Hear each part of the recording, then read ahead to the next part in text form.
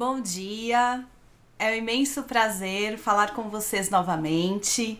Eu sou a Milene, PCNP de Língua Portuguesa, e nós já iremos começar a nossa ATPC. Lembrando que essa ATPC está sendo transmitida ao vivo pelo canal do YouTube. Então, nós teremos a interação tanto aqui no chat do Teams, como também lá no YouTube, no chat do YouTube. Hoje nossa TPC está muito especial, então nós já contamos com a presença do grupo de linguagem, né, da equipe de linguagem, da PCNP de arte, Madalena, da PCNP de anos iniciais, a Juliana, do PCNP de educação física, o Josafá. Também, né, contamos com a PCNP de língua portuguesa, junto comigo, né, a Márcia. Também com os PCNPs de tecnologia, o Gustavo e a Cassiane. E o diretor do núcleo, o Lucas. E mais que especial, hoje temos um convidado, né, o Baga Defende, ok? Vamos lá então, começando. Deixa eu mudar aqui.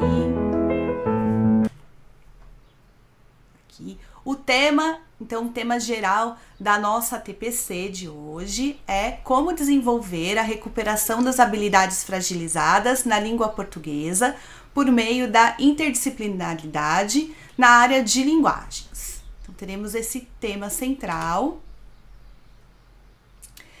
Para trabalhar esse tema, então, nós separamos uma habilidade que ela se encontra com mais fragilidade, que precisa de, né, recuperar mais um pouquinho. Só lembrando, né, lembrando vocês que como a TPC está sendo gravada e transmitida ao vivo lá pelo YouTube, então quem não quiser aparecer, então por favor mantenham as suas câmeras desligadas, ok? O áudio também, né? Pedimos para que esteja desligado, mas vocês podem interagir a qualquer momento, tanto pelo chat como pedir a palavra, tá? A qualquer momento vocês poderão fazer isso e nós, né, a equipe aí irá transmitir. Voltando então, né? Desculpem aí, esqueci de falar disso, mas voltando então para fazer essa recuperação da habilidade, nós elencamos aqui uma habilidade do SARESP de língua portuguesa do ensino médio, ok? Então ela é a habilidade 42, inferir informação pressuposta ou subentendida em um texto literário com base na sua compreensão global. E por que nós elencamos esta habilidade? Para ser a central dessa recuperação e ser trabalhada também nas outras disciplinas, principalmente nessa área de linguagens. Então, ela é lá do SARESP, esse aqui é o itinerário de aprendizagem, referente sempre ao SARESP. Então, nós temos aí de forma, né, horizontal a etapa 1, que são habilidades que elas vão construir, né, uma construção e condições necessárias para que os alunos tenham esse conceito da área. Então, aqui essa etapa 1 significa isso. A etapa 2, de forma horizontal, elas vão consolidar esses conhecimentos da etapa 1. E a etapa 3 vão ampliar esses conhecimentos. Vendo então, como que eu vou priorizar, né? Nós vemos aí da terceira série do ensino médio, de língua portuguesa, nós temos bastante habilidades, ok? Que estão, né, nessa coluna da etapa 1. Então, qual habilidade que eu vou priorizar? Como que eu priorizo essas habilidades? Porque eu não consigo recuperar todas ao mesmo tempo. Então, eu vejo que na etapa 1 e agora vendo de forma vertical, nós temos habilidades que estão no vermelho, que quer dizer priorizar, e o grau de domínio dos alunos dessa habilidade é baixo. Depois, na segunda coluna, nós temos o grau de domínio médio, e na terceira aí, que é a verde, nós temos o grau de domínio alto. Por enquanto, ainda não temos nenhuma habilidade no grau de domínio alto, mas vamos chegar lá. Dessa forma, eu vou priorizar, então, o grau de domínio baixo, né, que os alunos não estão dominando, o grau de domínio muito baixo, e primeiro da etapa 1. Dessa forma, entre essas habilidades, nós também selecionamos aqui, né, tinha porcentagem também de grau de domínio baixo, que é essa daqui, inferir informações pressupostas ou subentendida em um texto literário com base na sua compreensão global. E vejam só que ela está aí no eixo de compreensão de textos literários. Clicando também na habilidade, então deixa eu só voltar aqui um pouquinho.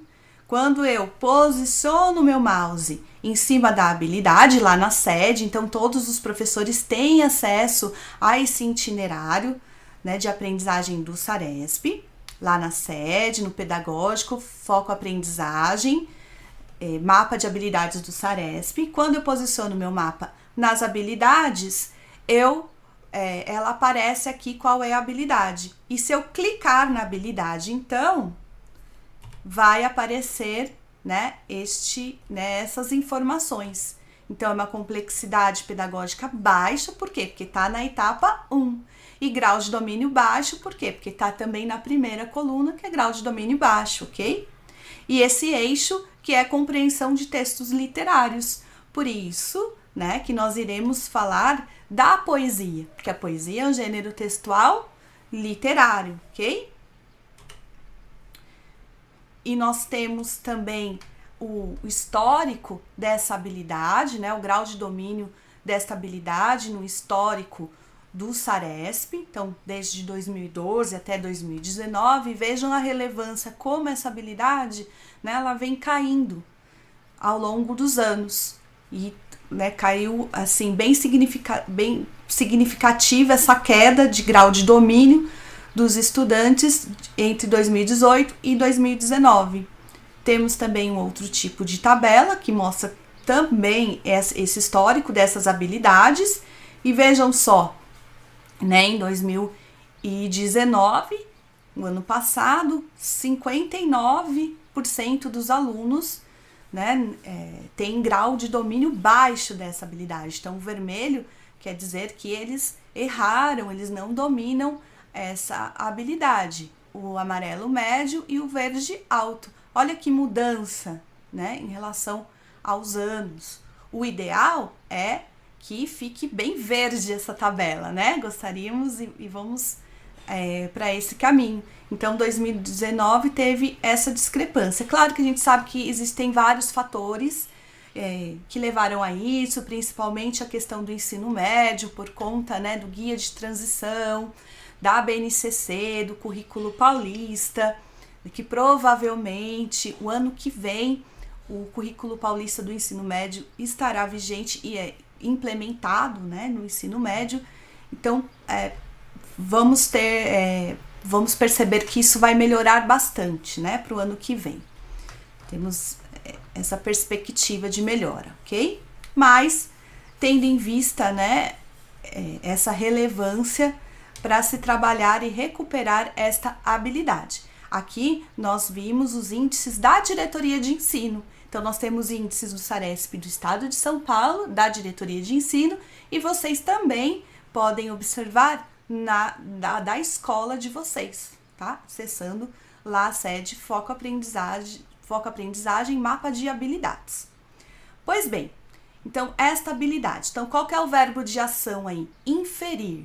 Inferir o quê? Né? Informações pressupostas ou subentendidas. No que? Em um texto literário e com base na sua compreensão global. Então, dentro dessa habilidade, precisamos desenvolver vários aspectos.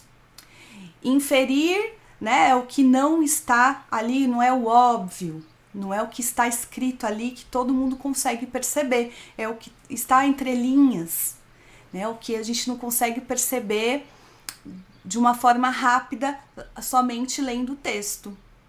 Então, nós selecionamos, então, aqui só fala, ele não pega um gênero específico, então é um texto literário. Então escolhemos a poesia, porque é um gênero que está forte, né, principalmente no ensino médio, e que tem esse algo sutil, né, a poesia. Existe algo a mais, né, quando lemos a poesia. Então, por isso que ela foi escolhida e que nós vamos dar suporte. Então, vamos pensar, né, que forma que a área de linguagens poderá contribuir para o desenvolvimento desta habilidade que é de língua portuguesa, né? Então, educação física, arte, inglês. Quais são os processos cognitivos para que nós consigamos perceber o que está subentendido, que nós consigamos fazer essas inferências. Precisamos de vários aspectos, né? Conhecimento de mundo, aumento de vocabulário, essa percepção do cotidiano. Então, por isso, né, para nos ajudar, que nós temos esse convidado tão especial que vai falar, né, dessa construção poética.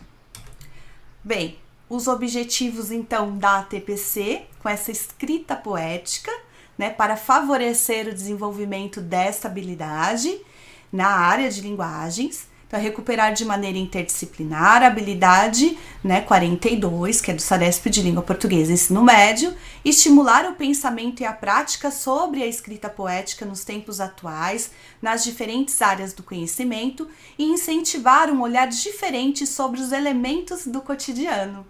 Então, pensando aí nessa habilidade central, né, vou até voltar nela um pouquinho. Então, inferir essas informações que estão pressupostas e subentendidas, ou seja, lá nas entrelinhas, né, no caso da poesia, que é um texto literário, com base na sua compreensão global. Compreensão global, qual é a temática desse texto? O que esse texto quer dizer?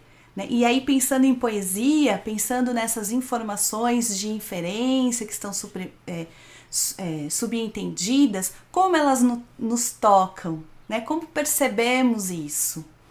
Então, é esse olhar que eu peço que vocês, então, contemplem aí a apresentação. Então, com vocês, o poeta, movie maker, enfim, artista, o Baga Defente. Aproveitem, participem e façam as interações. Passo a palavra para você, Baga.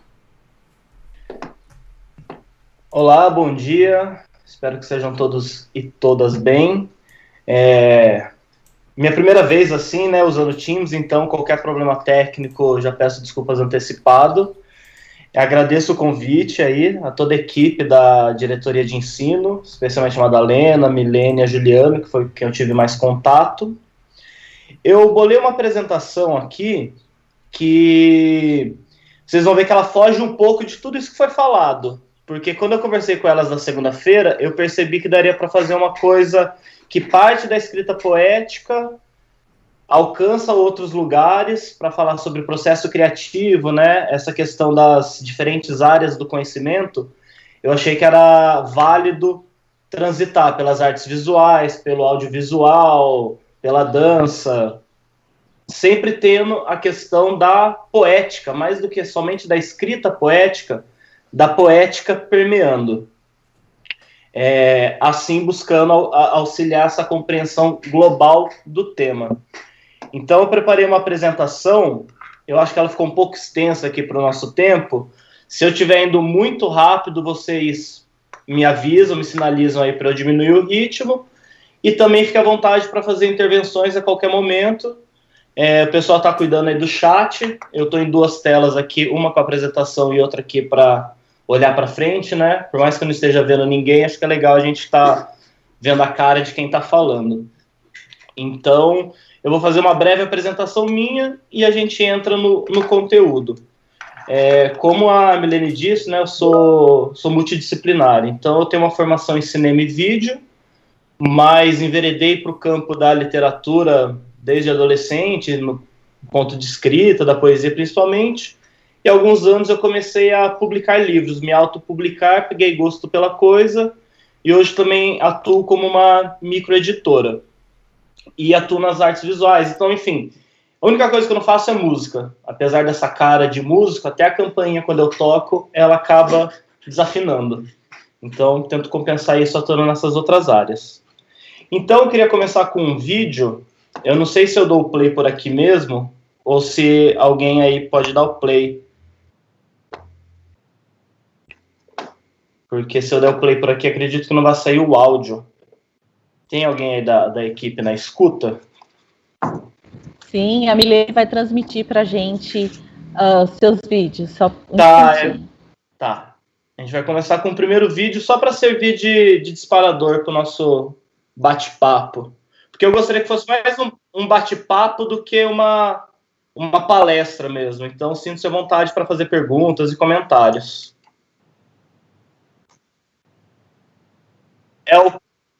Isso, por favor.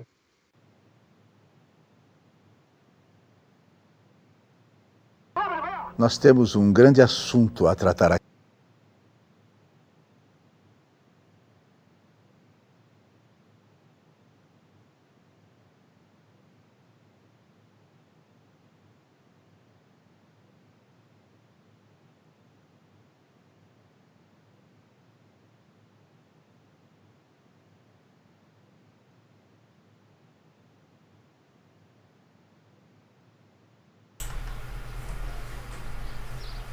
Só um minutinho já. Vai dar certo aqui. Descompartilhar e compartilhar de novo.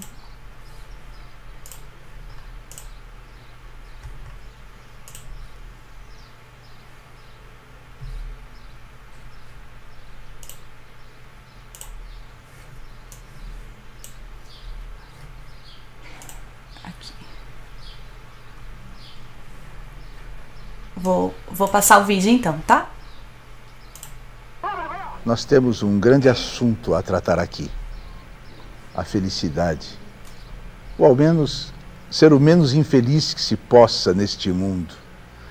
Eu não poderia suportar que me dissessem que quanto mais se pensa, mais se é infeliz. Isso vale em relação às pessoas que pensam mal. Eu não estou falando das pessoas que pensam mal dos outros, o que pode ser divertido, mas tragicamente divertido. Eu falo daqueles que pensam de maneira errada, dos que rearranjam os seus preconceitos e julgam estar pensando. Estes sim merecem compaixão, porque têm uma doença da alma, e toda doença é um estado triste, infeliz. Eu amo as pessoas que pensam de forma correta, mesmo aquelas que pensam de maneira diferente de mim. Pensar, meus amigos, é um ato que põe em dúvida a estrutura de tudo.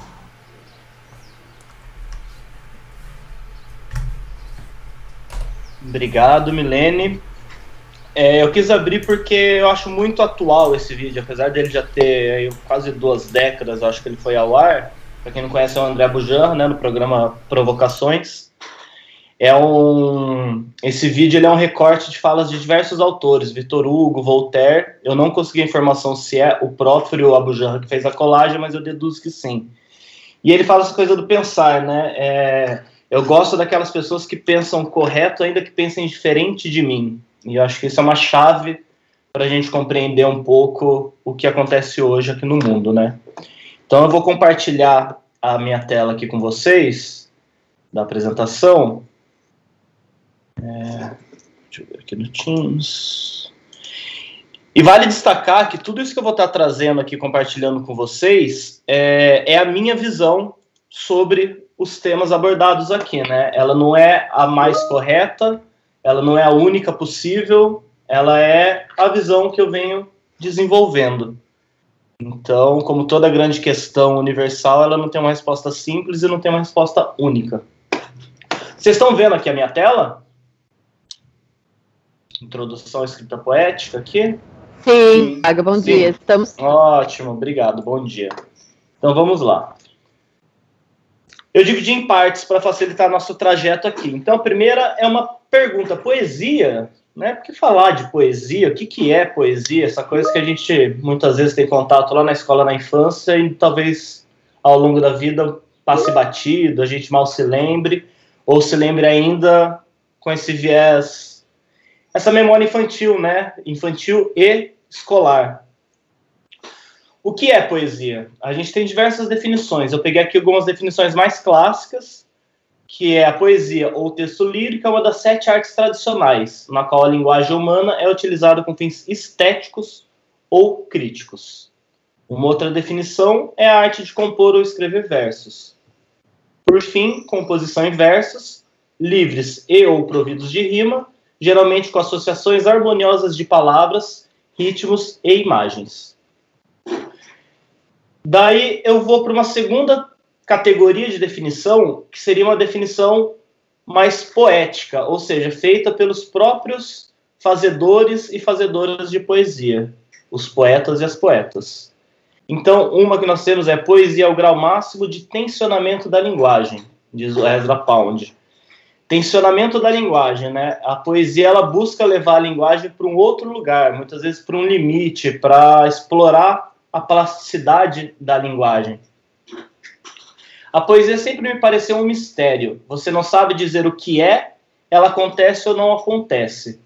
Então, uma das principais características da poesia que a gente pode inferir daqui é que ela é difícil de ser definida, né? Às vezes é mais fácil você dizer o que não é poesia do que o que é poesia. E mesmo essas definições do que é são passíveis de serem questionadas.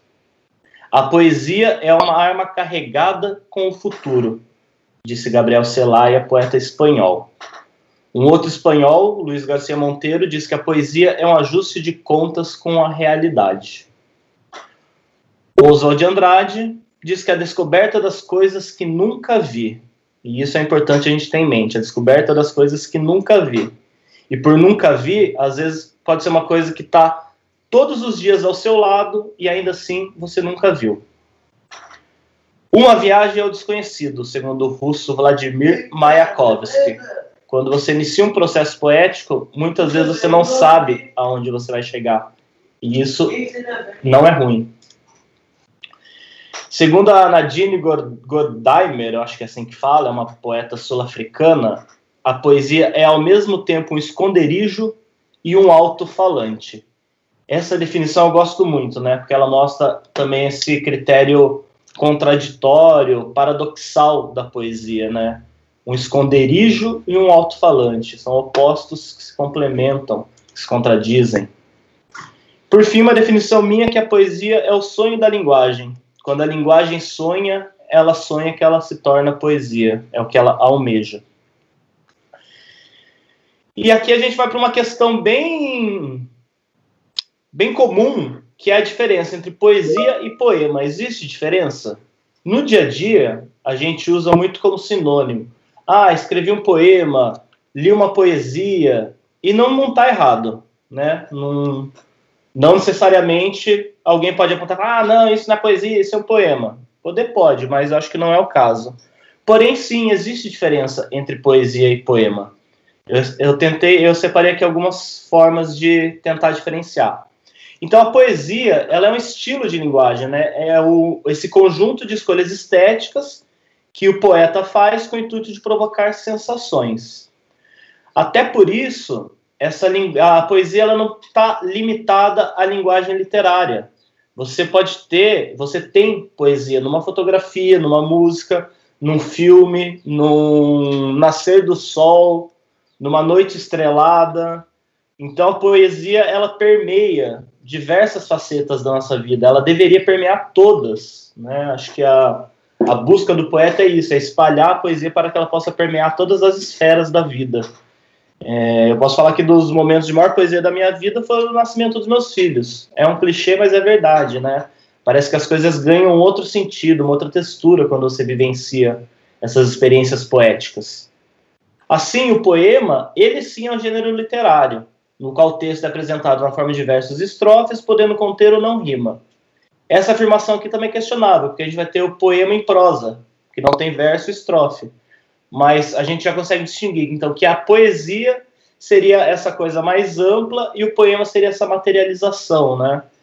Ou seja, a poesia é o conteúdo, é a estética, e o poema é a forma, é a estrutura, no caso de um texto. Poesia seria a arte e o poema seria a obra, o fruto dessa arte. E, para mim, a poesia, um termo que eu gosto de associar à poesia é atravessamento, justamente por essa capilaridade que ela tem de transbordar o texto literário, a obra de arte e entrar na vida cotidiana, né? Então, ela nos atravessa a todo momento, mas a gente tem que estar aberto para isso, né? A poesia, ela dificilmente ela bate na porta da sua casa, toca a campainha e se apresenta. Você tem que ir atrás dela para poder encontrá-la, né? E alguma pergunta por aqui, ó? Sinta-se à vontade para interromper, tá? Eu estou indo um pouquinho rápido aqui, porque esse início aqui também, um pouco mais dos conceitos, né? Como a gente tem diversos professores aqui das áreas de língua portuguesa, inglês, então eu estou dando uma passada mais rápida, mas sinta-se à vontade para me interromper, fazer perguntas ou colocações. Agora que a gente entendeu o que é, né, se é que é possível entender isso, a poesia, o poema, para que isso serve? É difícil descrever serventia das coisas, né, da arte principalmente. Então vamos para manifestações mais abrangentes. A poesia não se descreve, se descobre. Nisso daqui, Manuel de Barros já joga por água abaixo toda a minha tentativa aqui de ficar tentando definir o que é poesia, né? Mas, como eu falei, você precisa ir atrás, você precisa encontrar a poesia, ela está ali para ser descoberta. E depois que você a descobre, dificilmente ela vai ser acobertada novamente. A poesia deve ser entre duas pessoas ao invés de duas páginas. O poeta Frank O'Hara, um poeta estadunidense do meio do século passado, que ficou famoso por utilizar o termo Coca-Cola pela primeira vez no poema. É um dos poetas que traz o cotidiano para dentro do poema, né?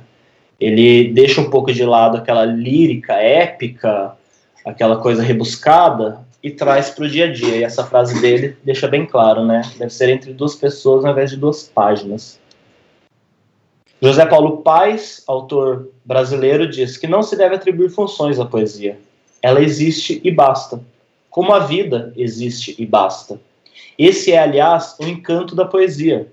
É uma coisa absolutamente inútil, tanto quanto um passarinho, uma borboleta. Mas a poesia ajuda a fluir a vida. Já se diz que o poeta deve ver o mundo como se tivesse acabado de nascer. Deve ver o mundo como uma perene novidade. Entender que as coisas nunca envelhecem. O que envelhece é o olhar sobre as coisas. E aqui é uma definição chave do tema, né, da forma de enxergar a poesia no sentido expandido que eu busco trazer nessa apresentação. Deve ver o mundo como uma perene novidade, entender que as coisas nunca envelhecem e o que envelhece é o olhar sobre as coisas. Por fim, uma frase do Freud, né, inventor aí da psicanálise, que ele diz: aonde quer que eu vá, descubro que um poeta esteve lá antes de mim. Ou seja, se uma pessoa que dedicou sua vida a estudar a mente humana, suas camadas mais profundas, disse que onde quer que ele vá, antes dele já teve um poeta, traz também a importância do poeta como esse representante da exploração da vida, né? Da mente, de tudo, assim. O poeta, ele é um inquieto, geralmente. Poesia é conhecimento, salvação, poder, abandono. Operação capaz de transformar o mundo, a atividade poética é revolucionária por natureza. Aqui Otávio Paz, um poeta, um autor mexicano, um grande ensaísta sobre a poesia, também define e traz para a gente esse caráter revolucionário da poesia, né? E por revolucionário também a gente pode expandir em diversas áreas o que ele quer dizer com isso, né? A poesia é conhecimento, salvação, poder, abandono. A gente vai explorar isso aqui ao longo do encontro, mas um exemplo que eu trago para reforçar essas imagens foi nas eleições de 2018, né, quando saiu o resultado, boa parte da população ficou meio assustada, meio baqueada com o que aconteceria, E o Rafael Correia, que é um cartunista gaúcho, fez uma tirinha que viralizou na época e para mim sintetiza muito bem esse poder revolucionário e uma das funções da poesia, né? Por mais que ela não tenha função, a gente sente necessidade de atribuir. Esse aí, Rafael Correia Cartoon, é o perfil dele, recomendo segui-lo, tem um trabalho muito bacana. E ele diz o seguinte: e agora, o que faremos? Poesia. Esses canalhas não suportam poesia. Então a poesia tem esse caráter incômodo. Ela pode ter, né? A poesia não é apenas aquela coisa bela, que te toca, que transmite sensações boas. Também pode ser isso, mas não apenas. Então, ok, tá tudo muito bonito, mas como que a gente encontra a poesia, né? Como chegar até ela? Vamos aqui ver algumas sugestões de como encontrar a poesia. Manuel de Barros novamente diz que o olho vê, a lembrança revê e a imaginação transvê. É preciso transver o mundo. O que seria transver o mundo? Ver o mundo com outros olhos, como disse o José Paulo Paes, né? Sempre com uma novidade perene. Isso quer dizer também que nós devemos descolonizar o nosso olhar. O que seria descolonizar o olhar? A gente tem um imaginário muito permeado pelo que a gente escuta, porque nos é ensinado desde a infância, seja em casa, seja na escola, seja no trabalho. A nossa vida, muitas vezes, ela é condicionada por processos que nós não questionamos, porque as pessoas que vieram antes de nós também não questionaram, e isso vai se repetindo, até que se perde a origem.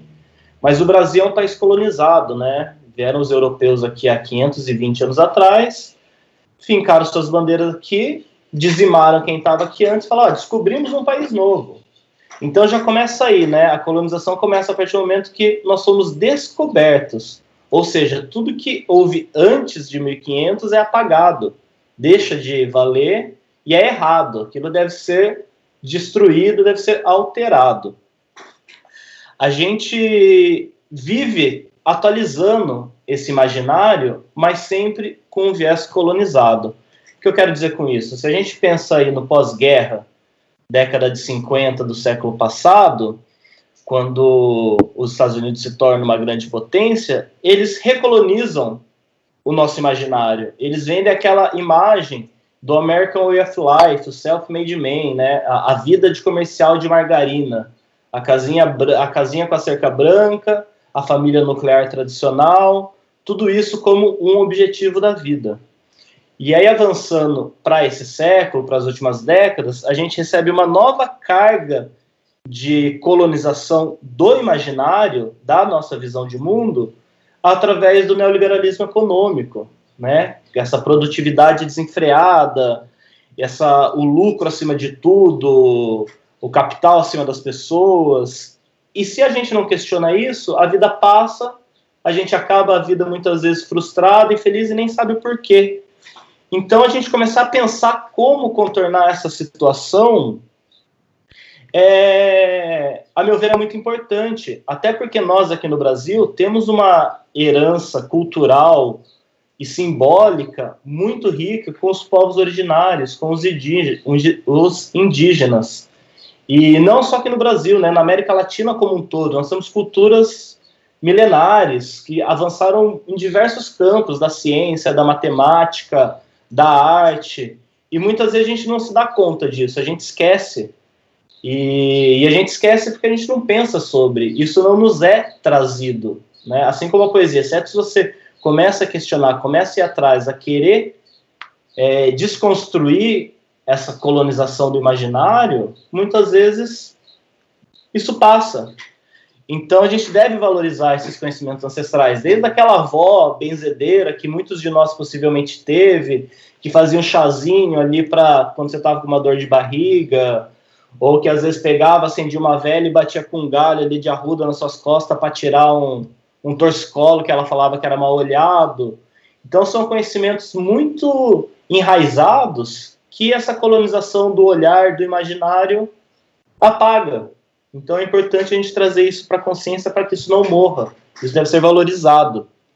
Tem um poeta que eu gosto muito, que na verdade ele é mais conhecido como músico, Antônio Carlos Gomes Belchior Fontanelli Fernandes, nosso Belchior, que ele diz na música A Palo Seco, uma estrofe que para mim sintetiza bem isso, de uma forma prática. Tenho 25 anos de sonho e de sangue e de América do Sul. Por força desse destino, um tango argentino me vai bem melhor que um blues. Ou seja, né, o tango argentino, aquilo que está próximo, que está aqui, num país vizinho ao nosso, que compartilha parte do nosso sangue latino, para ele, por ser esse rapaz latino-americano sem dinheiro do bolso, sem parentes importantes, faz mais sentido o tango argentino do que o blues americano. Por mais que o blues seja bonito, seja uma representação ali dos negros, dos escravos, surja nesse contexto também de um povo oprimido, ainda assim, na visão dele, o tango argentino faz mais sentido do que um blues. Certo? Então, levando adiante aqui, como que a gente descoloniza isso? Valorizando o que é inútil, como a poesia, trazendo importância para o que é desimportante, como a poesia, trazendo um olhar atento, um olhar cuidadoso para aquilo que está esquecido, para aquilo que é visto como diferente, para aquilo que é visto como sem sentido, né? O simples fato de você olhar algo que está esquecido já traz uma nova vida para aquele algo, né? E esse algo pode ser um objeto, um lugar, uma pessoa, um sentimento. Então eu recomendo, como exercício tanto de escrita quanto exercício para descolonizar mesmo, olhar ao seu redor. Assim, pega a sua casa e anda por ela. Percebe um detalhe, um trincado novo, uma coisa que caiu embaixo do sofá e você não viu faz tempo, tinha dado por perdido. Começa a atentar essas poucas coisas. Vai chegar um momento que eu vou trazer alguns poemas de exemplo e ali dá para ver na prática como que isso ocorre. Mas eu trago também algumas sugestões de como encontrar a poesia. Né? Aqui é só um resumo do que eu disse. Né? A crise da sociedade atual é social, econômica e simbólica. É uma crise de representatividade, ela é estética, ela é estrutural. Ela é planejada. Nada do que a gente está vivenciando hoje em dia é por mero fruto do acaso. Existe sim um planejamento para que as coisas caminhem nessa direção. Claro que às vezes foge um pouco, mas eu não acredito que seja tudo despropositado. Então, ao longo da história, os artistas sempre foram e ainda hoje são perseguidos, justamente por lutarem contra a homogeneização e a destruição do imaginário. Né? Basta você ver aí no período da ditadura militar ou em outros períodos da história como teve artista exilado, perseguido. Por quê? Porque o artista ele incomoda o status quo. Né? Ele traz esse outro olhar para coisas banais. Ele quer competir no espaço do imaginário, do simbólico. E por mais que muitas vezes a gente não se atente a isso, o simbólico tem um peso tremendo na nossa vida cotidiana. Isso explica a desgraça e a ruína do homem a quem falta imaginação. Ele é excluído da realidade profunda da vida e de sua própria alma, diz o Mircea Eliade, um historiador, antropólogo romeno. Né? Ele tem um estudo sobre história das religiões, simbolismo. Ele diz que a falta de imaginação destrói o ser humano. Né? Ele é excluído da sua própria alma. Como que a gente alimenta a nossa imaginação, então, para que ela não seja apagada? Uma das estratégias que eu sugiro é a ampliação de repertório, que é também uma das minhas intenções aqui nessa apresentação. Por isso até que eu extrapolei a linguagem escrita, né, a poesia, e fui para as outras áreas, para a gente ampliar esse repertório, construir conhecimentos variados. Isso a gente faz participando de atividades como essa, a gente faz conversando com um colega de trabalho, conversando com uma pessoa no ônibus, assistindo um filme, até em rede social, quando você está ali fazendo sempre aquele scroll infinito, você pode ampliar o seu repertório, você vai ter contato com uma imagem, uma palavra que você não viu, E isso é ampliação de repertório. Outra forma é ver o mundo como uma criança, né, que eu já disse aqui algumas vezes nos slides anteriores. Sem preconceitos, sempre com curiosidade. Quem tem filhos vivencia muito essa experiência, né, principalmente as crianças pequenas ali, os primeiros 10 anos. São muitas perguntas sobre coisas que para nós são banais, coisas que você nem se questiona, e a criança ela não tem os filtros ainda que nós vamos colocando nessas muralhas que vão sendo construídas por nós mesmos, pelo nosso contexto social, entre o nosso eu mais profundo e a nossa imaginação. A criança ela não tem esses preconceitos, ela tem curiosidade e ela explora essa curiosidade. Muitos de nós somos curiosos, mas nós não exploramos isso. Então essa é uma outra forma de alimentar a imaginação, explorando o mundo com curiosidade. Por fim, desenvolver hábitos criativos, anotar, esboçar, pesquisar, entregar-se aos devaneios. Anotar, esboçar, pesquisar é o que eu estava falando ali na ampliação de repertório. Às vezes você está na rede social, você vê uma imagem, nossa, que imagem bonita, que pintura bonita, de quem que é? Pesquisa, vai saber um pouco mais sobre o trabalho da pessoa que fez aquilo. Se você gostou daquilo, tem chance de você gostar de outros trabalhos daquela pessoa. De repente você viu uma palavra que você não sabe o que significa e chamou sua atenção, joga no Google, aprende um vocabulário novo, por mais que seja de uma área totalmente distinta da sua área de atuação, é um repertório novo, é uma informação nova, e informação não ocupa espaço. É uma das poucas coisas da vida também, que quanto mais você dá, mais você recebe, né? Conhecimento, quanto mais você compartilha, mais ele se amplia, porque esse conhecimento chega até o outro, esse outro te devolve transformado, esse outro espalha isso, e vocês como professores estão fazendo isso diariamente, né? Estão em contato ali com dezenas, centenas de crianças e adolescentes e adultos que podem reproduzir, né? Podem ampliar esse conhecimento. E aqui eu destaquei entregar-se aos devaneios, né? A importância do ócio criativo, uma coisa tão difícil para a gente experienciar nesse mundo pós-contemporâneo, ultra-neoliberal, né? A produtividade te obriga. Eu mesmo tenho dificuldade de me entregar aos meus devaneios. Eu tenho que me esforçar para conseguir parar e fazer algo sem uma finalidade produtiva. Então, de novo, Mircea Eliade diz: dizem os surrealistas que todo homem pode se tornar um poeta. É apenas uma questão de saber se abandonar a escrita poética. E esse todo homem aqui, obviamente, é todo homem, toda mulher, todo ser sem gênero, enfim. Toda pessoa pode se tornar um poeta, segundo os surrealistas. É apenas uma questão de saber se abandonar a escrita poética. E aqui entra o entregar-se aos devaneios. Ô, Baga. Alguém quer falar? Oi. Aqui nós temos uma pergunta no YouTube. Pode fazer. O Marco Aguiar, né, fala assim: se a crise atual é planejada, quem faz esse planejamento? Você pode comentar a respeito? Obrigado. Olha, Marco, pergunta difícil, viu? A gente pode responder desde um viés de teorias da conspiração, das 5 famílias globais que dominam o planeta com a ajuda dos seres reptilianos extradimensionais, quanto os governantes das principais nações mesmo, que têm planos, a meu ver, pró-capital, pró-próprio umbigo, né? Eu não vou te ter uma resposta clara, tudo que eu te falar vai ser especulação e vão ser considerações minhas. Mas tem algum autor brasileiro, eu não vou saber dizer agora ao certo se era o Gilberto Freire, mas era algum desses cânones aí, que dizia que a crise na educação do país não é uma crise, né? Ele é um plano.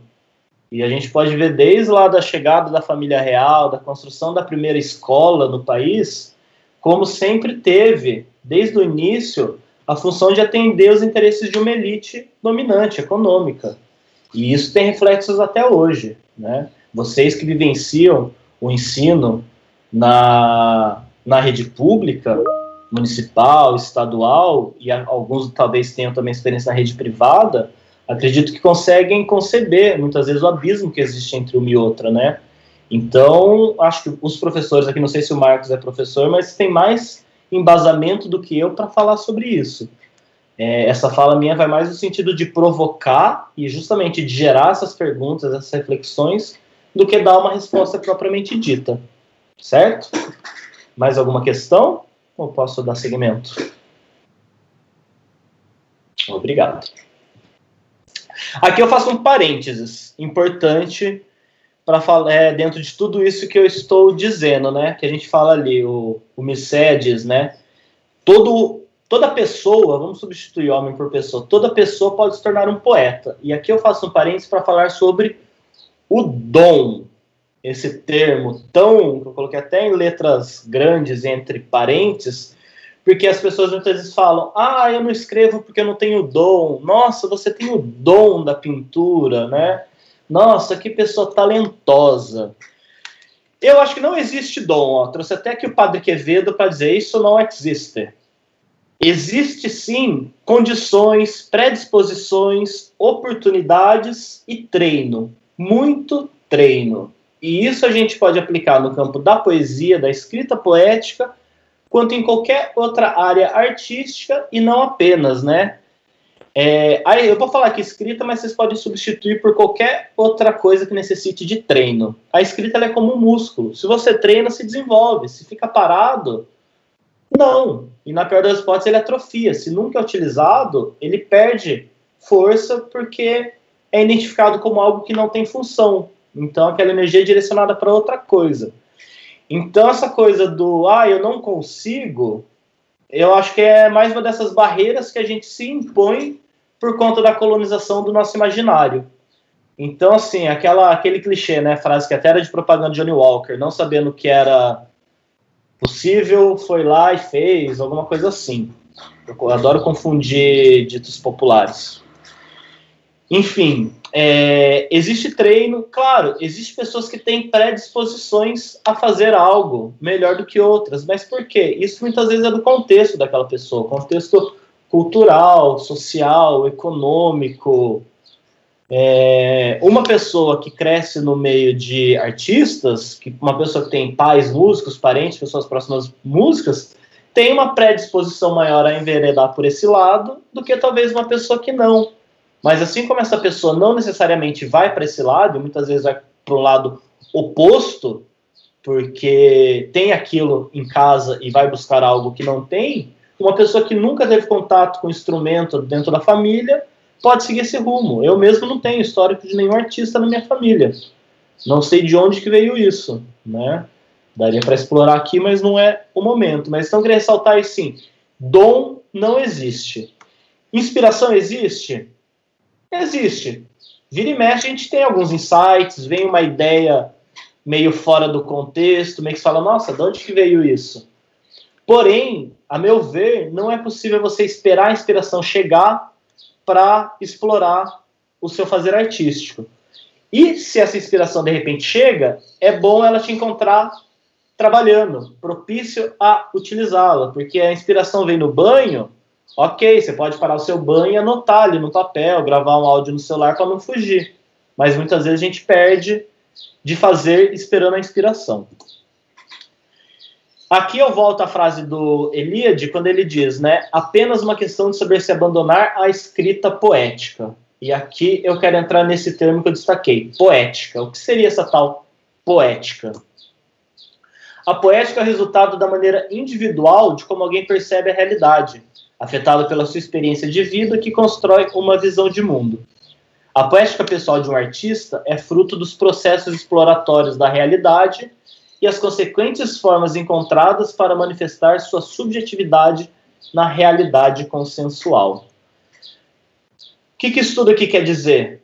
Tudo isso que a gente vem falando, essa importância de recolonizar, descolonizar primeiro e depois repovoar o nosso imaginário, é um processo que o artista faz para poder entregar visões para as pessoas que vão fruir a partir daquela experiência estética com a obra artística. Qual que é a sua poética? Cada pessoa precisa descobrir, né? E você só descobre isso fazendo, explorando. Isso vai ficar mais evidente quando a gente estiver mostrando alguns trabalhos. Bárbara, tem outra aqui. Uma outra Eu interação. vou só concluir aqui que daí a gente tá. encerra essa primeira parte e daí a gente já abre para quem quiser comentar sobre isso tudo que foi falado até aqui. Tá, ok. É uma frase do Cioran, que por coincidência é um autor também romeno, e ele diz, né, as mais profundas experiências subjetivas são também as mais universais, pois por meio delas chega-se à profundeza primordial da vida. Por que eu trouxe essa frase? Para a gente pensar, mas por que eu vou escrever um poema sobre uma questão minha? Não vai interessar para ninguém, eu escrevo só para mim. Coisa artística, mesmo que o seu intuito não seja ser um artista reconhecido, isso vai fazer muito bem para você, para a sua alma, para o seu imaginário. E aí, vamos para as perguntas antes de eu seguir.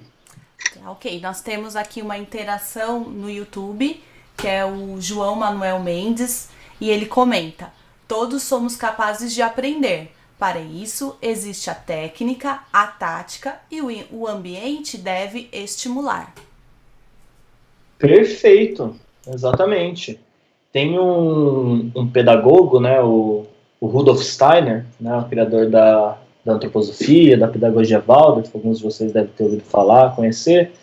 Ele diz, né, que não existe educar o outro, existe você preparar o ambiente para que o outro se auto-eduque. E preparar o ambiente não é só preparar um espaço físico para receber as pessoas, né? É todo esse arranjo para que a pessoa sinta-se motivada a aprender. Você pode ter o melhor professor, você pode ter a melhor sala de aula, se a pessoa não se sentir motivada, ela não vai conseguir aproveitar aquilo. Então a colocação aí é muito pertinente. Agradeço. Mais alguém?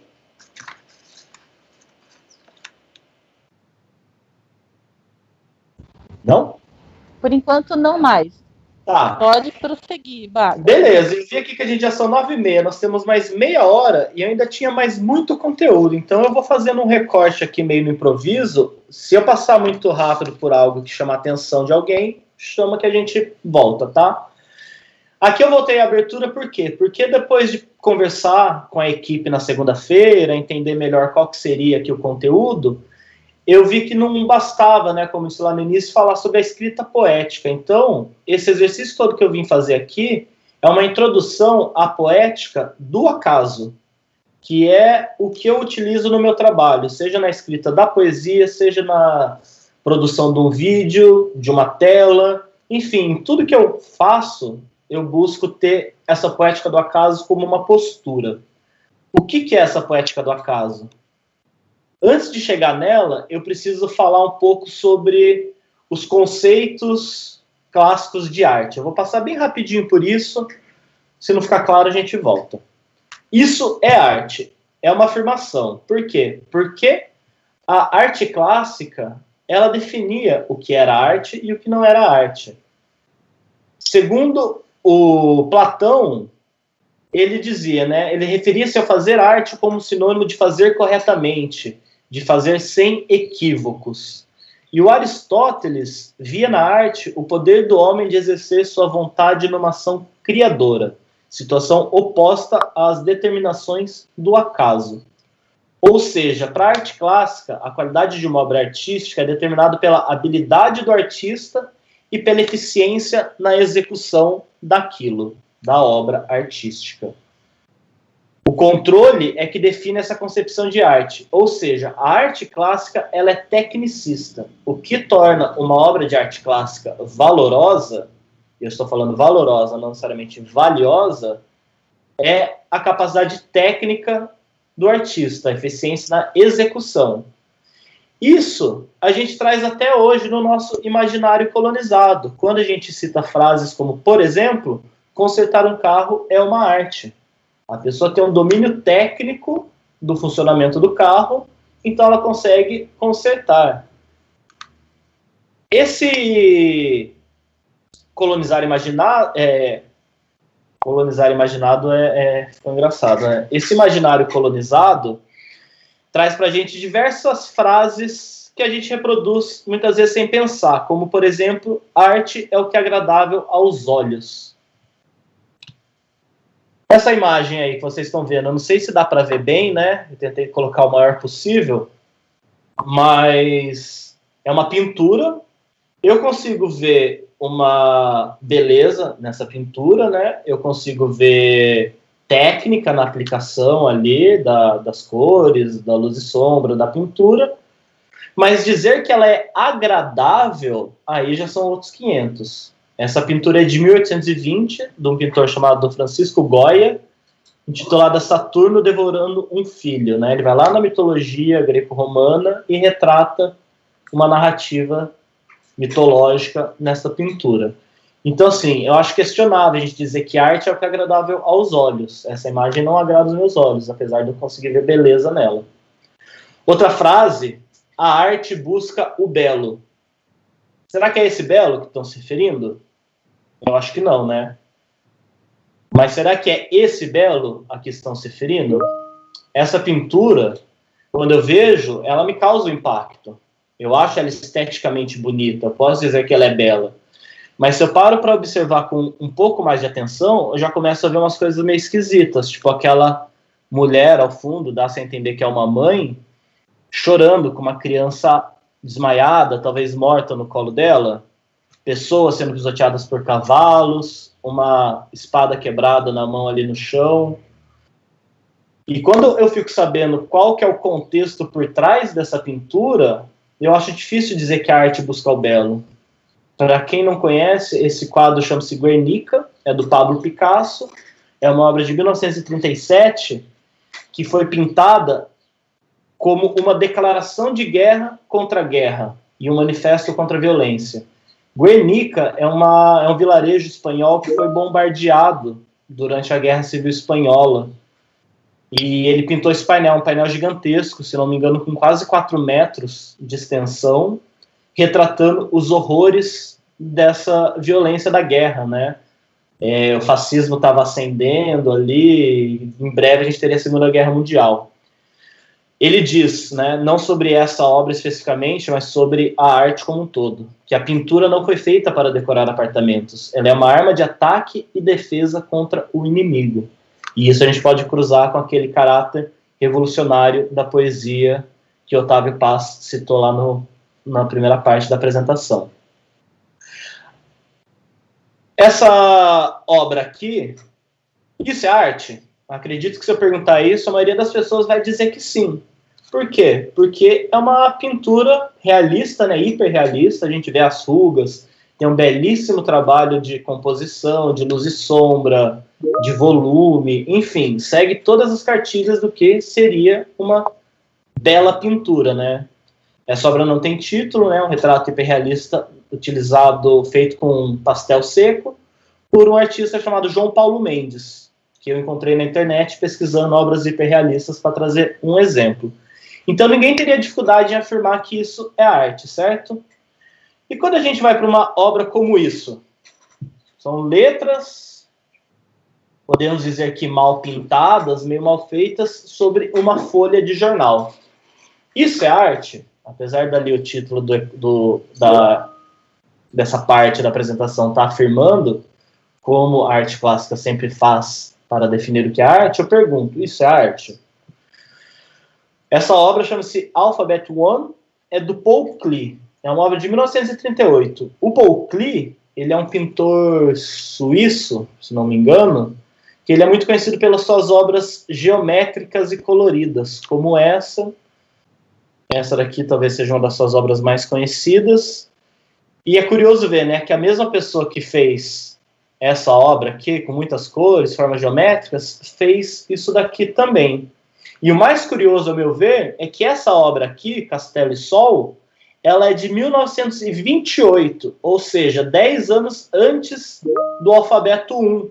Então isso daqui não é porque ele estava aprendendo a fazer arte. Na verdade, pensando cronologicamente, ele já tem 10 anos a mais de experiência no fazer artístico para conseguir chegar nisso, né? Então, eu acho que tem uma reflexão aqui a ser pensada, o que já vai nos tirando um pouco dos conceitos clássicos da arte para chegar na arte contemporânea daqui a pouco.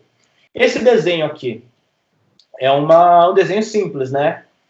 É um desenho que muitas vezes a gente pode ver e trazer mais uma frase que está enraizada no nosso imaginário colonizado, que é o famoso "isso eu também faço", até meu filho desenha isso. Mas esse desenho que até os nossos filhos fariam é um trabalho do Pablo Picasso, e ele diz, não sei se necessariamente a respeito desse trabalho, mas sobre a obra dele. Já uma frase da fase final dele, que ele diz: quando eu tinha 15 anos, sabia desenhar como Rafael, mas precisei uma vida inteira para aprender a desenhar como as crianças. Isso fica muito bem representado quando a gente pega essa imagem aqui e coloca em contexto. Esse trabalho chama-se Bull, ele foi feito em 1945 pelo Picasso, e é uma série de 11 linotipias, que é uma espécie de gravura feita em borracha. Então ele pegou uma mesma matriz, ou seja, a mesma base para esse primeiro desenho, esse esboço aqui, é essa daqui. Então ele foi acrescentando elementos e depois ele foi retirando esses elementos para chegar até o que era essencial para conceber o touro. Então isso daqui para mim é uma representação muito explícita do processo artístico da toda a carreira do Picasso, quanto esse processo nosso de descolonizar e recolonizar o nosso imaginário. Então, quando a gente pensa no touro, vem algo mais ou menos assim, ele vai sendo permeado por essas informações que nos são dadas de como é um touro, e depois a gente tem que passar por todo um processo de desconstrução para conseguir chegar na essência do que é esse touro, do que é qualquer coisa. E aqui a gente entra agora no capítulo 3, no qual aquela afirmação se torna uma pergunta. Isso é arte? E aqui eu trago duas pinturas do Francis Bacon, um pintor inglês, que já traz uma outra forma de se expressar, né? Aqui a gente consegue ver que é um cachorro feito com pinceladas soltas, mas parece que está sem concluir. Aqui também, você olha só para falar, pô, mas o cara não se deu nem o trabalho de terminar, de pintar aqui tudo onde ele marcou, deixou cair tinta. E o que o Francis Bacon tem a dizer sobre isso? E aqui a gente começa a entrar explicitamente na poética do acaso. O Bacon diz: quando nós nos condicionamos através do trabalho e da constância, ficamos mais atentos para aquilo que o acaso nos propõe. No meu caso, sempre que um resultado me agrada, sinto que ele foi consequência de um acaso sobre o qual pude trabalhar. Quando se deixa o acaso agir, certos níveis mais profundos da personalidade vêm à tona. Eles vêm à tona inevitavelmente. Eles vêm à tona sem que o cérebro interfira na inevitabilidade de uma imagem. Isso parece provir diretamente do que resolvemos chamar inconsciente. É isso que lhe dá vigor. Então aqui a gente consegue cruzar com aquela fala do Eliade, citando os surrealistas, de que toda pessoa pode se tornar um poeta desde que se entregue à escrita poética, né? Desde que a gente se permita entregar-se aos devaneios. Porém, isso é associado àquilo que eu falei, que não existe dom, existe treino. Então, ele diz aqui, quando nós nos condicionamos através do trabalho e da constância. Não adianta eu parar hoje para escrever um poema e querer escrever um poema de novo ano que vem e um terceiro daqui 2 anos. Eles podem ser 3 ótimos poemas, mas a chance disso acontecer é muito menor do que se eu mantiver uma constância no meu treino, na minha prática, independente da área. Então, a arte contemporânea, ali no século XIX, o mundo passa por alguns fenômenos, né, tanto no campo conceitual quanto instrumental, que começam a flexibilizar o papel do controle e da dificuldade de execução na definição do valor estético de uma obra artística. E o principal deles, que eu destaco, é a entrada da arte na era das produções técnicas e tecnológicas, né, da reprodutibilidade. Primeiro com a gravura, mas de forma mais marcante e atual, com a fotografia, o cinema, o vídeo e, hoje em dia, o computador.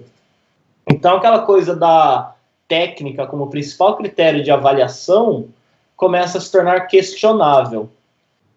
É curioso a gente ver que no começo da fotografia, né, ainda ali no final do século XIX, começo do XX, alguns fotógrafos, a fotografia era exclusivamente em preto e branco.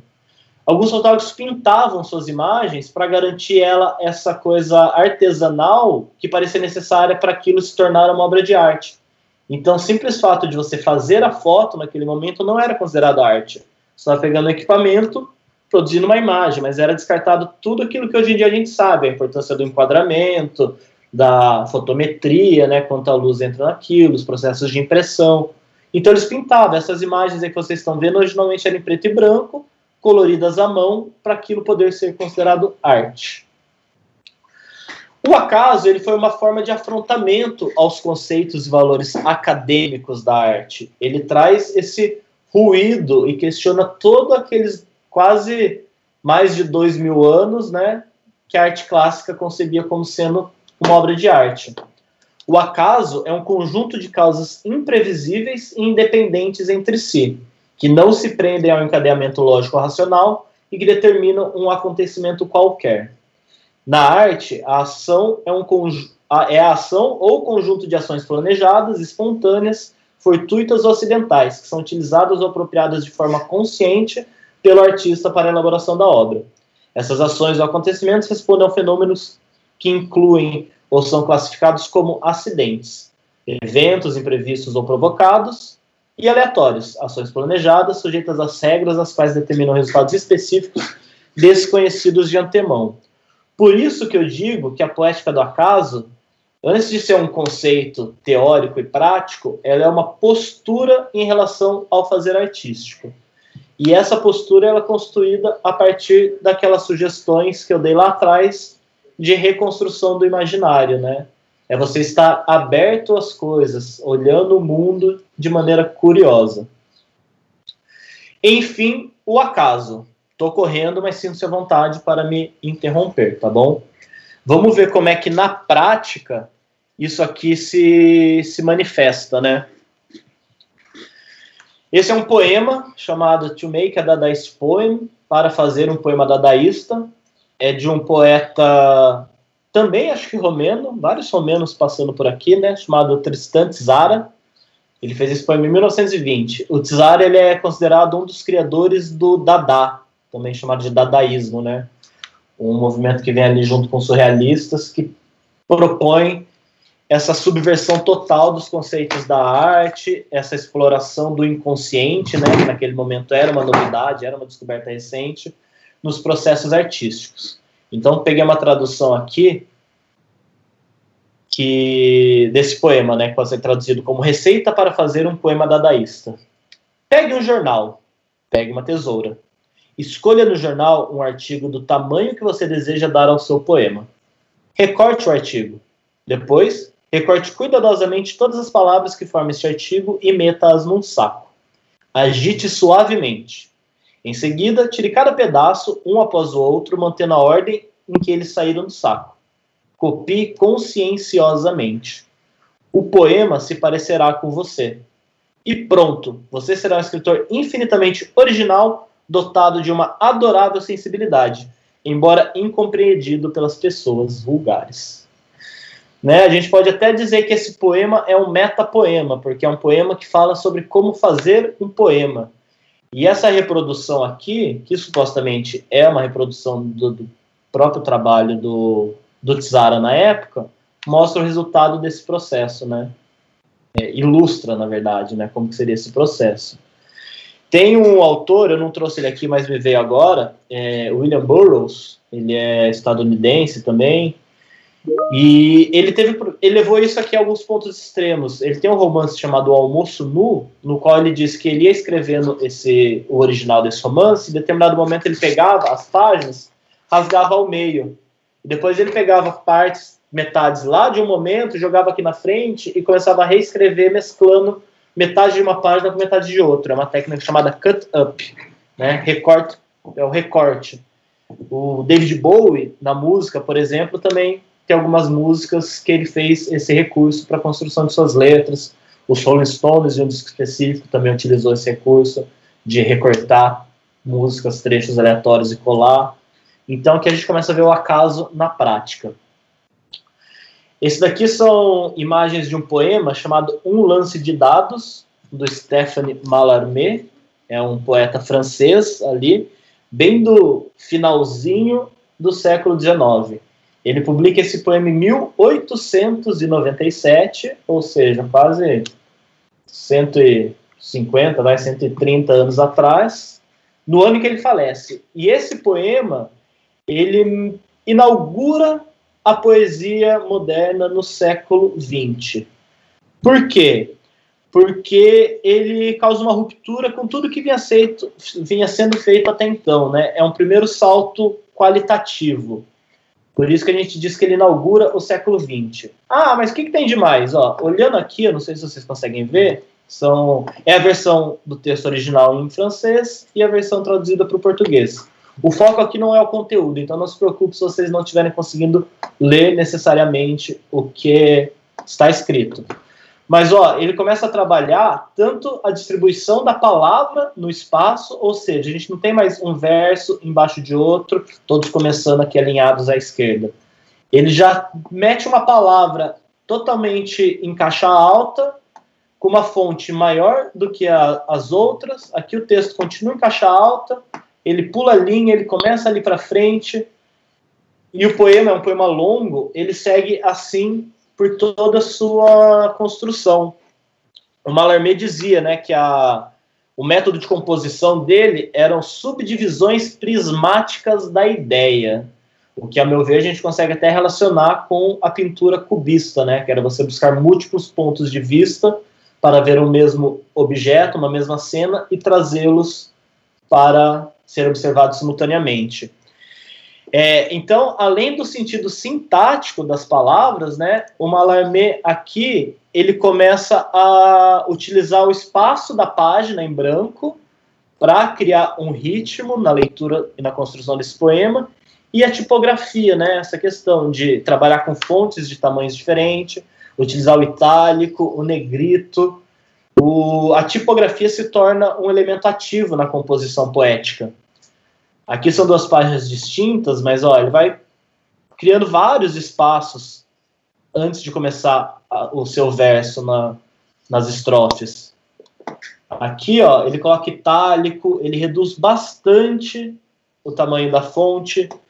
Ele dizia que a palavra tem que significar apenas 1/4 do conteúdo de um poema. Os outros 3/4 são sugestões. É o que o leitor daquele poema vai interpretar. E talvez por isso que ele trabalhe tanto com o espaço em branco da página, né? A própria pontuação se torna desnecessária num poema como esse, porque o espaço gráfico, né, essa construção, disposição das palavras na folha, acaba funcionando como intervalos, pausas, e cria um ritmo para um poema.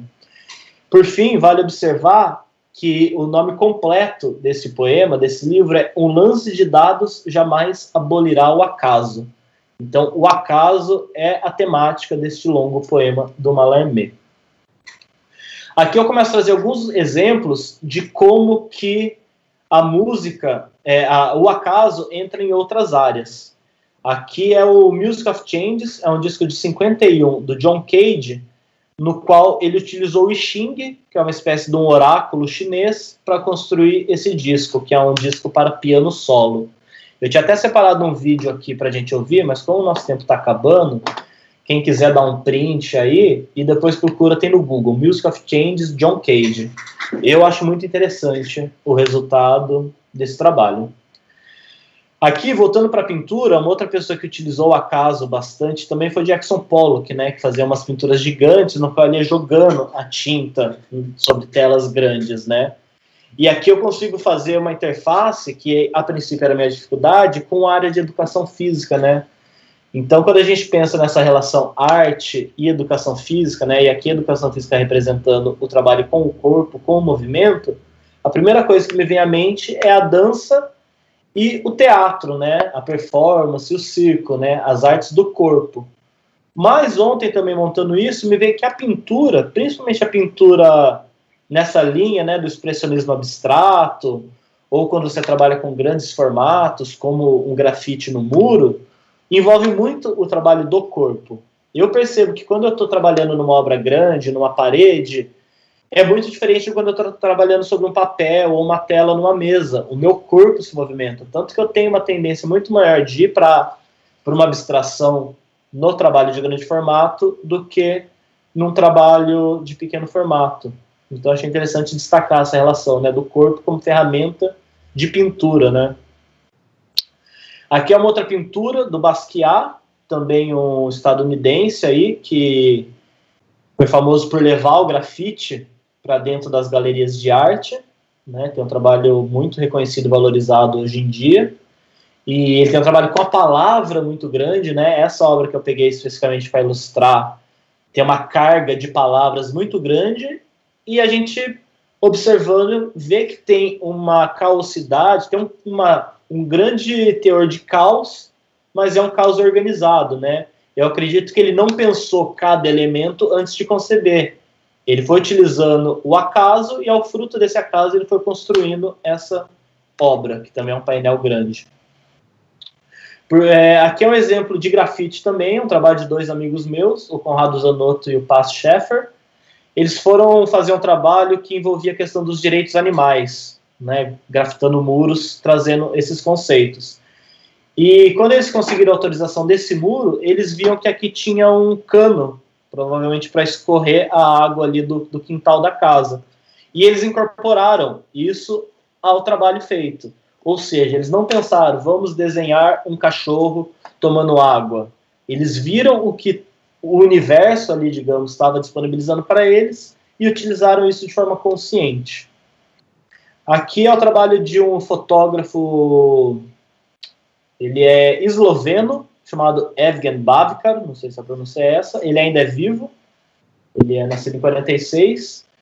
E por que eu trouxe o trabalho dele? Porque ele é um fotógrafo cego, dos 2 olhos. Ele perdeu a primeira visão com cerca de 10 anos, se eu não me engano, e a segunda um pouco mais velho.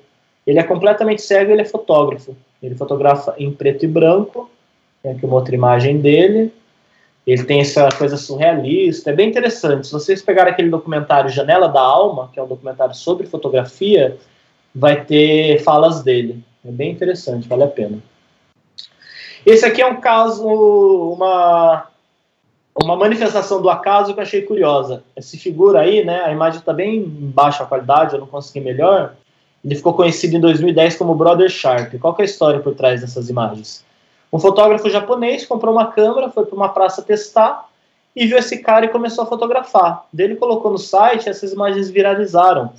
Esse cara, ele é um morador de rua, ou seja, ele se veste com as roupas que ele ganha, que ele consegue na rua, e ele viralizou no mundo da moda, no mundo fashion, como um exemplo de como se vestir. E já questionando questões como gênero, né? Que ele tá com vestido aqui também. Isso, assim, explodiu na época, virou meme, começaram até a fazer montagens utilizando aí o Brother Sharp. Provavelmente ele não ganhou R$1 com essa história, mas ficou famoso. Já caminhando aqui para o encerramento correndo, eu trago algumas obras minhas, aqui dentro dessa área das artes visuais, né, no qual eu utilizei o acaso. Essa obra, eu achei, é uma placa de MDF, eu achei ela com essa mancha branca, cinza, eu sou daltônico, tá, gente? Então, se não for cinza, me desculpem. Achei na rua, levei para casa, daí com uma caneta nanquim eu comecei a brincar, a encontrar o que tinha dentro dessa imagem. Então, se vocês conseguirem ver aqui, tem uma pessoa e meio que tudo isso está saindo dentro dessa pessoa, né? Tanto que o título é Exorcizando Demônios Interiores. Essa é uma outra obra que eu também encontrei na rua, parece uma tábua de passar, mais ou menos, né? E ela tinha essa mancha. Ela é toda branca, ela tem uma capa plástica, aqui tem uma mancha que parece de queimadura, aqui ela está em mais detalhe para vocês poderem ver. E eu achei lindo isso, levei para minha casa e pendurei na parede, dei um nome, chama Alá Duchamp, né, brincando com o Duchamp, que é aquele artista que criou Red Made, né, que ele pegou o urinol e levou para dentro da galeria, chamou de fonte e revolucionou a arte contemporânea aí no século passado. E, inclusive, esse trabalho já foi para algumas exposições, né, eu enviei, assim, junto com outros, e ele foi selecionado. E é uma obra que eu achei na rua, levei para casa e falei que era arte. Essa daqui é uma fotografia. Em 2010, eu comprei uma impressora fotográfica caseira, e na época a minha companheira fez alguns testes e tal, e provavelmente deixou ali na mesa, e deve ter caído água em cima da imagem, e ela borrou. E tempos depois eu fui organizar a mesa do ateliê, achei isso, falei, nossa, que bonito, e vi uma imagem e deu o nome de Ícaro, né? Então é algo que eu não concebi. Depois eu até fui reproduzir essa técnica de borrar uma imagem quando ela ainda está úmida, mas não trouxe aqui os resultados. Essa é uma obra chamada Frango a Passarinho. Quem for de Botucatu aqui e já estiver ido no Quiprocó Bar, abraço aí pessoal do Quiprocó, pode ter visto, ela está exposta lá. Não sei se vocês conseguem ver bem, mas isso daqui é uma sacola plástica dessas de supermercado. Isso aqui é um tubo de tinta óleo. Uma vez eu recebi a visita de um amigo e ele falou, eu tô com vários tubos de tinta aqui vencidos que não consigo usar para o meu trabalho, mas para o seu talvez sirva. E de onde eu peguei para usar, e meu intuito era fazer uma escultura. Então isso daqui eu tinha visto como se fosse uma pessoa, ia ficar de pé, essa sacola ia ser uma capa esvoaçante, mas quando isso não parou de pé e caiu, eu adquiri uma forma que eu falei, opa, peraí. Eu olhei para o lado, isso daqui são pedaços de livro infantil, sabe aqueles livros pop-up que você abre e a imagem salta? Meu filho na época era um bebê e ele rasgou vários desses bichos da fazenda e eu incorporei. Então são pedaços de livro pop-up com uma sacola plástica suja de tinta óleo, um tubo de tinta óleo, que para mim virou um frango a passarinho, né? Frango a passarinho é quando você frita. E como aqui é tinta óleo, a gente frita no óleo, eu achei que tinha a ver. Por fim, isso daqui é diferente daquelas obras, esse é um trabalho que foi feito digital. Ou seja, eu peguei diversos elementos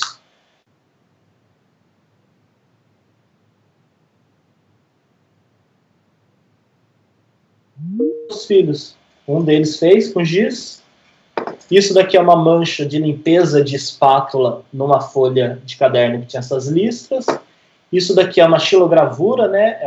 Como se fosse um carimbo de madeira que eu encontrei, já redondo, já com esse buraco no meio, já com essas texturas, apenas lixei e impliquei ali, né, carimbei ali. Enfim, é uma composição com elementos totalmente aleatórios que ganhou uma característica harmônica. Foi por um disco, um CD, né, que vocês vê uma foto dele aplicado no CD, então ele é dobrado ao meio.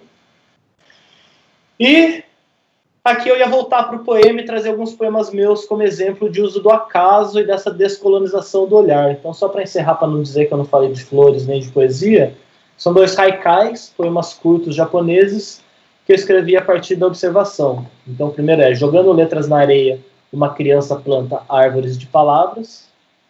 E o outro é: terminada a chuva, as árvores continuam chovendo. Eu sei que a gente não deve explicar obra de arte, mas como que eu estou falando de processo artístico? Terminada a chuva, as árvores continuam chovendo. Eu saí de casa depois de um dia de chuva, fui comprar um pão, fazer qualquer coisa do tipo, passei embaixo da chuva, da árvore, ela estava molhada, veio o vento, choveu em mim. Ou seja, terminada a chuva, as árvores continuam chovendo. E, jogando letras na areia, uma criança planta árvores de palavras. Eu estava no litoral, na praia, com meu caderninho, me propiciando aí ao devaneio, isso já tem uns 15, 20 anos, e eu vi uma criança brincando, jogando conchinhas, qualquer coisa ali na areia, e me veio essa imagem poética, né, de uma criança que joga letras na areia e árvores de palavras brotam. E é isso, gente. Eu tinha separado alguns trechos de poema aqui, mas infelizmente não vai dar pra gente explorar.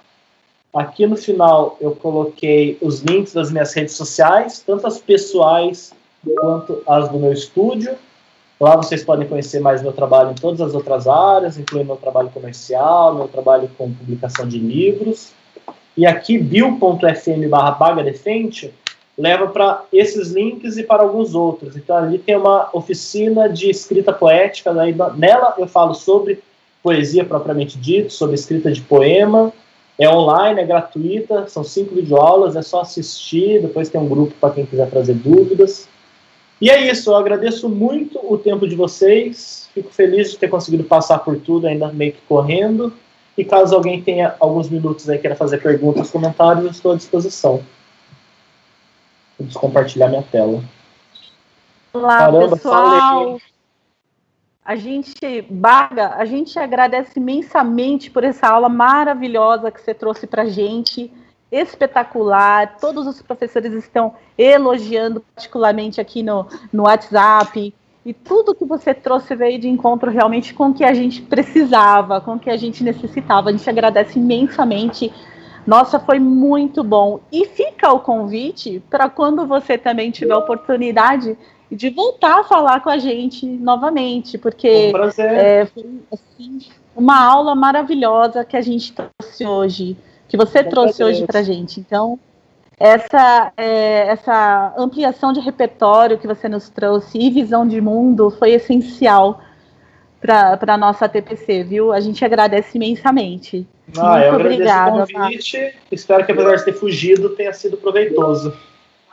Foi essencialmente espetacular, e a sua fala foi totalmente de encontro com o que a gente precisava, que fala sobre inferir uma informação pressuposta e uma compreensão global de um texto, seja ele verbal ou não verbal.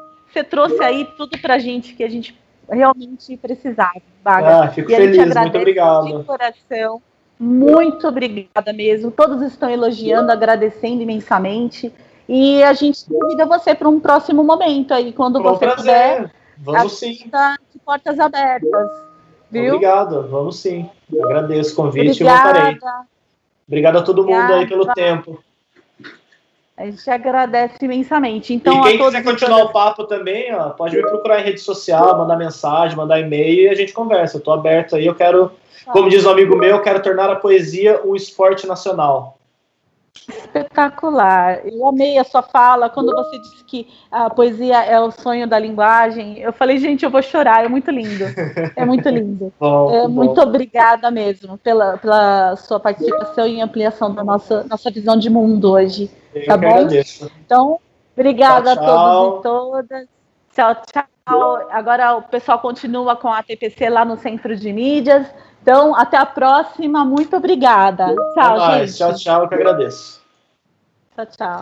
Tchau, o menininho dele lá atrás.